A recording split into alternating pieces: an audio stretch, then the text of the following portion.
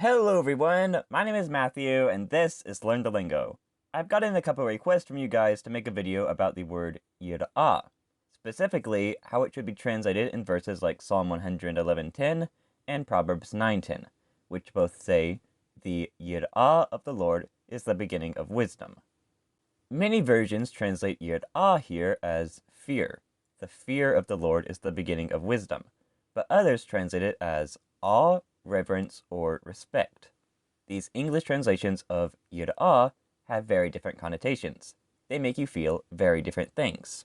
Fear is usually thought of as a bad thing, while reverence not so much. So how should yir'ah be translated? Here, it's being spoken of as a good thing, so reverence or respect might be a better translation into English, since they give us a more positive connotation. But in other places in the Hebrew Bible, yir'ah is used with a negative connotation, as in Psalm 55:5. Yir'ah and trembling come upon me, and horror has overwhelmed me. Here, we would want to translate yir'ah into English with a word that has a negative connotation, like fear, to correctly transmit the meaning of the text. This is something that happens with several words in the Hebrew Bible.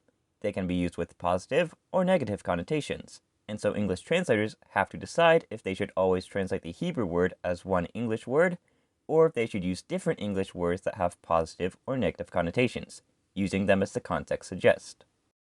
If we choose to always translate yir'ah as the same word, fear, the reader has to keep in mind that fear should not always be considered as a bad thing. Well, if we go between translating yir'ah as fear and reverence, the original Hebrew doesn't come through as clearly in our English translation. Again, this does not only happen with the word yir'ah, which is the most well-known case of this dilemma. Today, we're also going to see a few other words in the Hebrew Bible that you probably didn't know were translated into English with both a positive word and a negative word. The first words we're going to look at are some of those from the root gimel aleph hey, such as Gaon and ga'avah. Both of these words have about the same meaning and are usually translated in English both as a word with a positive connotation, like excellency or majesty, and as a word that often has a negative connotation, like pride or arrogance. All these translations are valid renderings of the original Hebrew words, since they can be used both positively and negatively. Micah 5:4 uses the word Gaon in a positive context. He shall stand and shepherd his flock in the strength of the Lord, in the Gaon of the name of the Lord his God. Here, most versions translate Gaon with a positive sounding word, like majesty or excellency.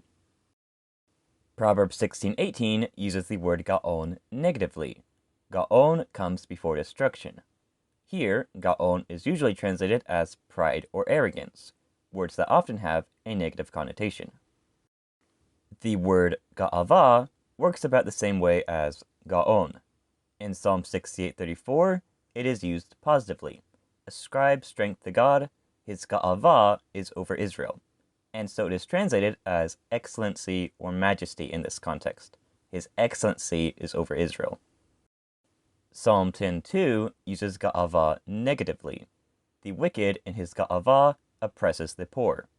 Here, ga'avah is usually translated as pride or arrogance.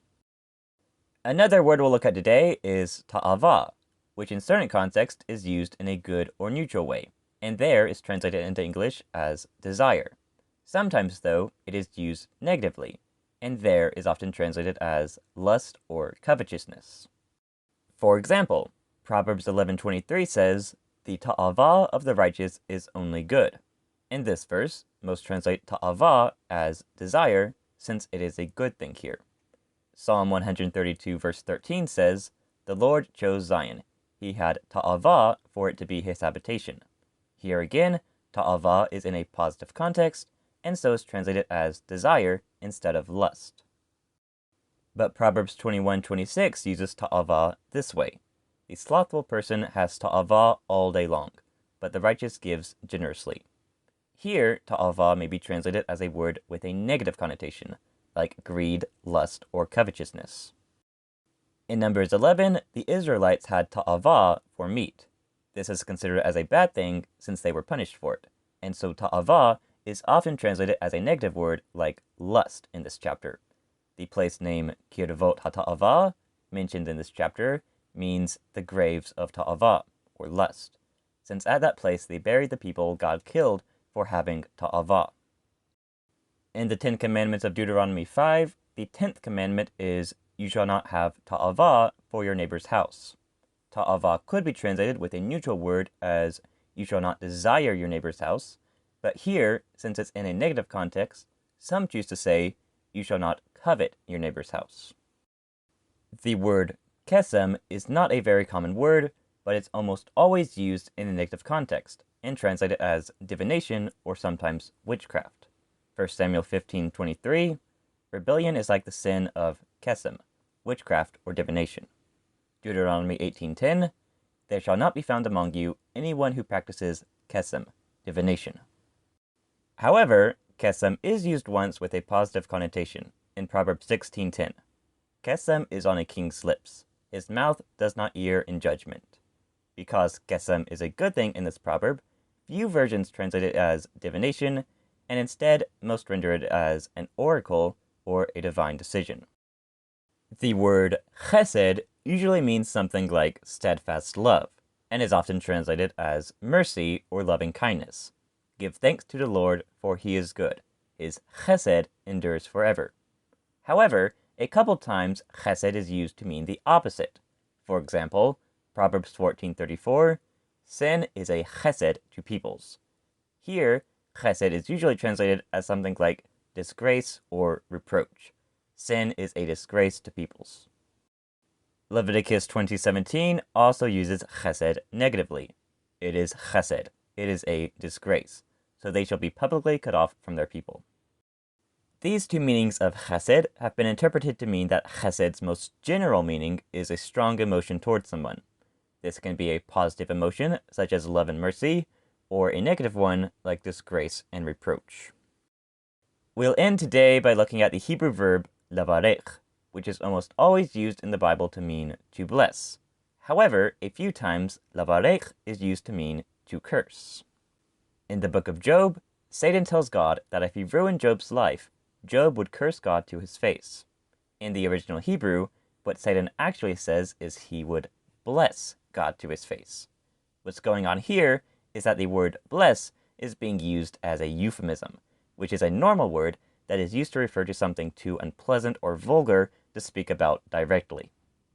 The original authors of the Bible most likely use bless God as a euphemism because they didn't want to directly say curse God. Almost all translations today translate this euphemism to mean what it's actually saying, curse, instead of translating it literally. This usage of bless appears 4 times in the book of Job, and twice more in 1 Kings 21, where 2 false witnesses say that a man named Naboth blessed God and the king. Here once again, what is actually meant is that he cursed God and the king, but to not say that directly, the word bless is used as a euphemism. And that's all for today. If you enjoyed this video, please like, comment, and share. And if you want to learn more Hebrew, please consider subscribing to my channel and checking out some of my other videos. And I'll see you in the next one. Goodbye.